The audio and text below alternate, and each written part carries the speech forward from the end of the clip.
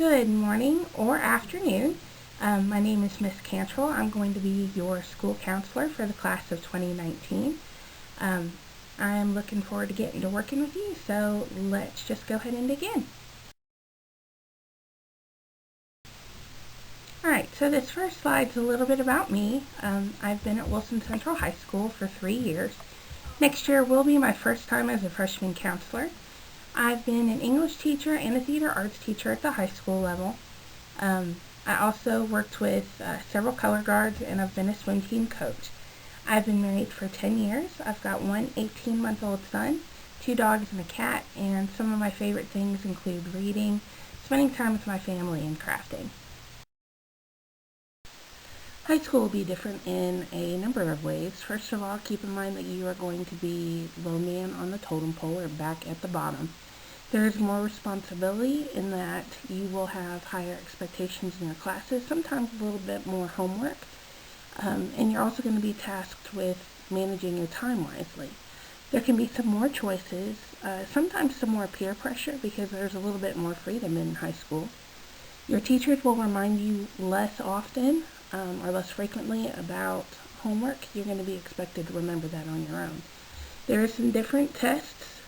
You're used to TCAP, and you're going to be moving to things like EOC. There's a different daily schedule. For example, you'll have 4 classes a day. We'll talk more about this in a little bit. And then your credits and your GPA really start to matter. What your daily schedule is going to look like is being at school at or before, preferably before 8:15. You'll be there till 3:15. You'll earn 8 credits per year. That is 4 classes each semester. And that gives you a maximum opportunity to earn 32 credits over the course of all 4 years. Wilson Central High School has an extended lunch, so you'll have about 45 minutes for your lunch period. And that extended lunch period gives you the opportunity to go visit teachers for tutoring. Or if you're absent a day, you can actually go in during your lunch and do some makeup work. There will also be a focus or intervention time that will allow you to get some additional help or support in classes that you might be struggling in. One of the things that a lot of freshmen look forward to is getting their driver's permit.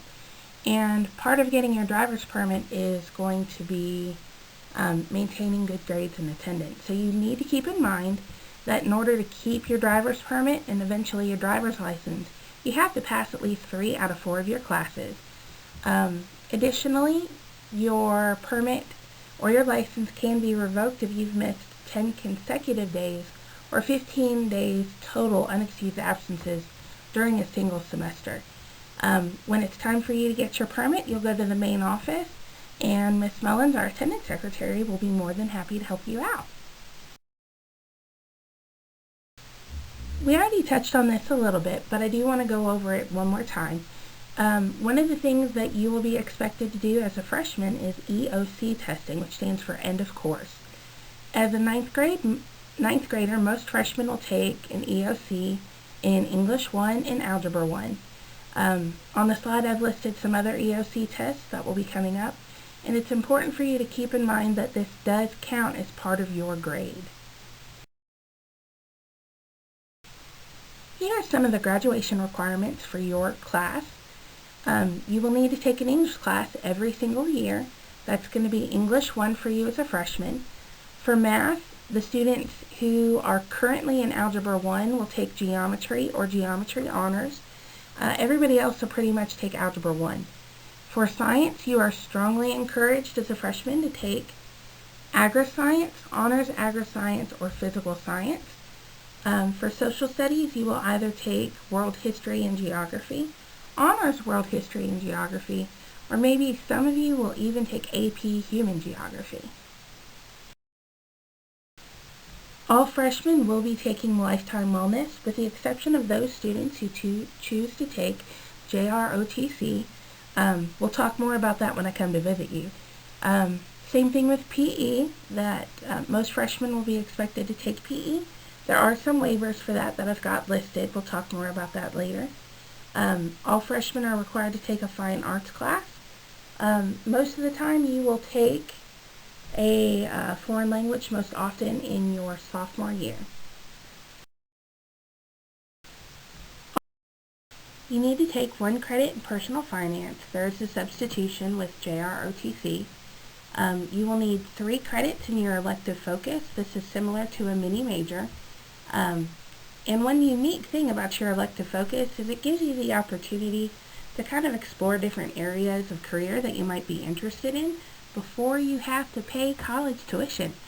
So really kind of take the opportunity to explore that. You need a minimum of 26 credits to graduate, maximum possible of 32 credits, and then you get to graduate. So congratulations, class of 2019. So talking about your elective focus for a moment, one thing that I've seen a lot of students pretty concerned about is that your elective focus is going to appear somewhere on your transcript, which is the list of grades that we send to colleges and for scholarships when you get closer to graduation. The elective focus really is just a mini major. You're not going to get a quote-unquote degree in this elective focus. It's just the opportunity for you to kind of explore different careers and spend enough time in classes to really get a grip on that. So keep in mind that it's possible for you to graduate with more than 1 elective focus. It doesn't appear anywhere on your transcript other than the list of classes that you're taking. And there's going to be some information in your freshman packet about which different kinds of elective focuses that we have here. Okay, this part is super important. I want you guys to understand that you can only repeat core subjects or other required classes that you don't pass. Once you earn a credit in a class, you do need to move on. And not passing a class can jeopardize your ability to graduate on time. As your counselor, it's going to be my job to try to make sure you can graduate in 4 years.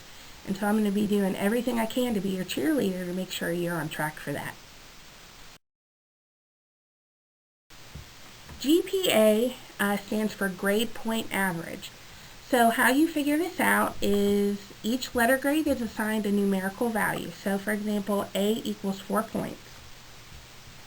Then you take the total number of those points, called quality points, and divide it by the total number of credits you've attempted, and that's your grade point average.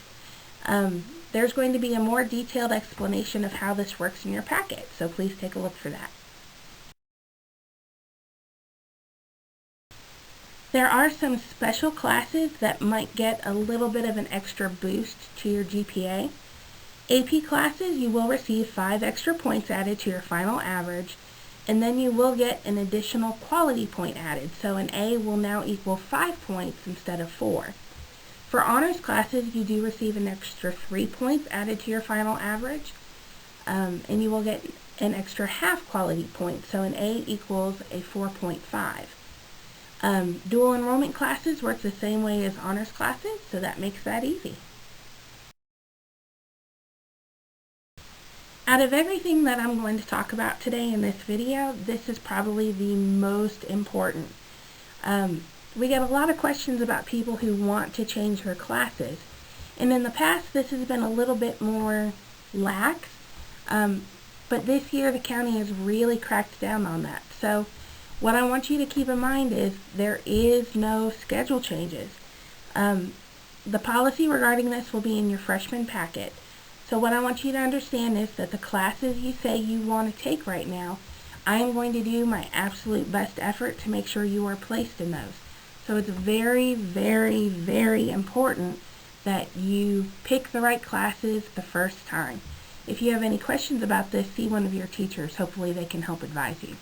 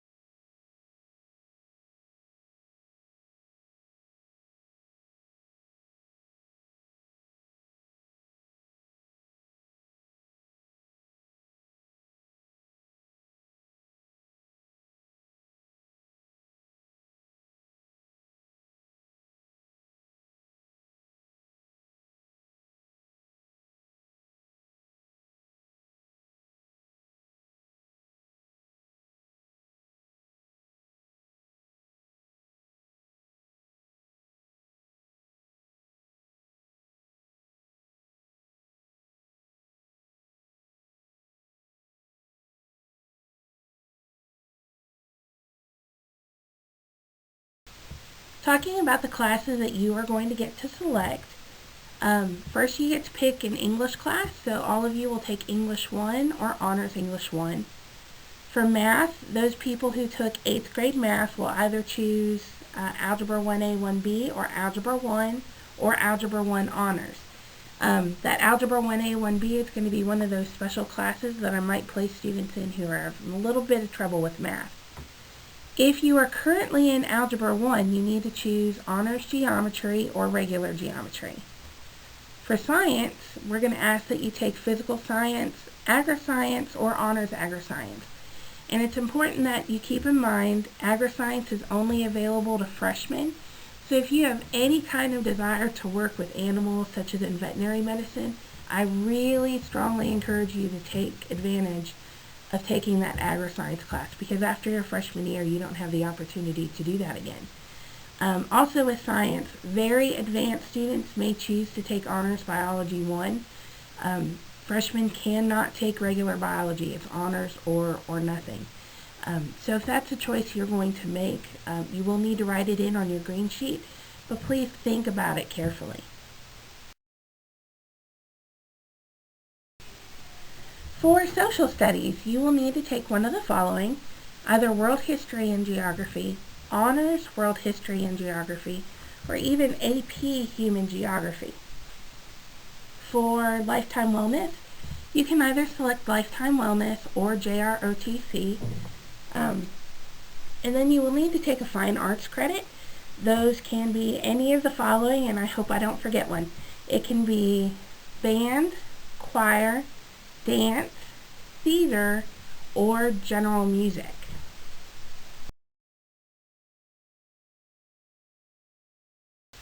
At this point, you're going to pick a class that's hopefully in your elective focus. As we talked about earlier, that's going to be essentially your mini major for high school. Keep in mind, in some cases, you may not be able to take an elective focus class during your 9th grade year, because those aren't available for 9th graders. They're only available for upperclassmen.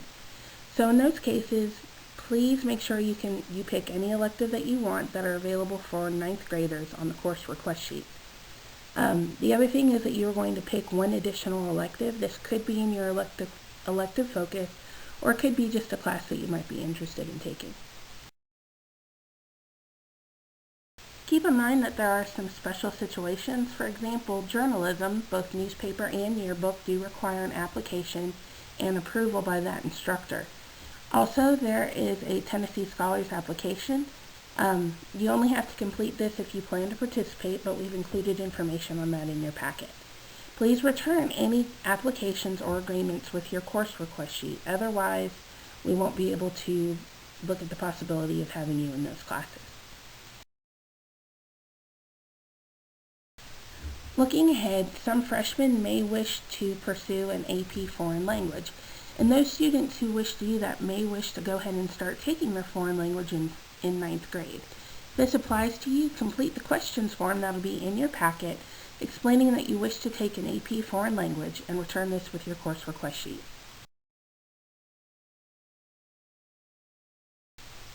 The 4-year plan allows you to take a look at classes that you will be taking over the course of your 4 years in high school. It is not your course registration sheet. That form is going to be green. Your 4-year plan is going to be gold. You are going to complete the draft of this, and both you and your parent will need to sign it. Keep in mind that this is a draft. It is something that we are going to review every year. We get a lot of questions about activities and athletics in high school because we may have some more opportunities that weren't available in middle school. So keep in mind that club fair will be held in the fall, and athletes, there are going to be some special requirements that I've got listed on the slide for you to read over, and there might be some more information for you in your packet. Here are some important upcoming dates.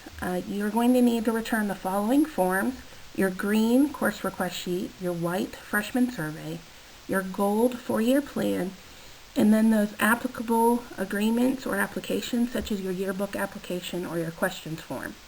Because of the snow and ice, things are going to be a little bit more rushed than we originally hoped, so keep in mind that all forms are going to be due this Friday. That'll be Friday, February 27th.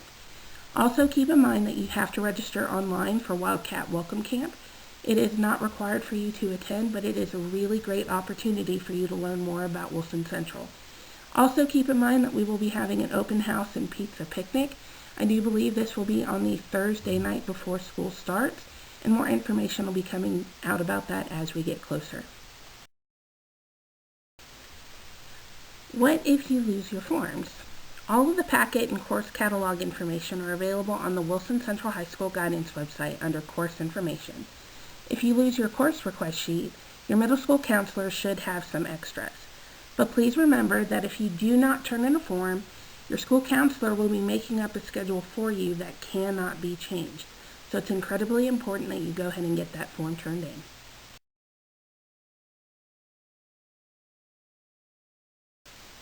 Alright guys, thank you so much for watching this video. That wraps it up for now, and I'm looking forward to seeing you soon. Thank you.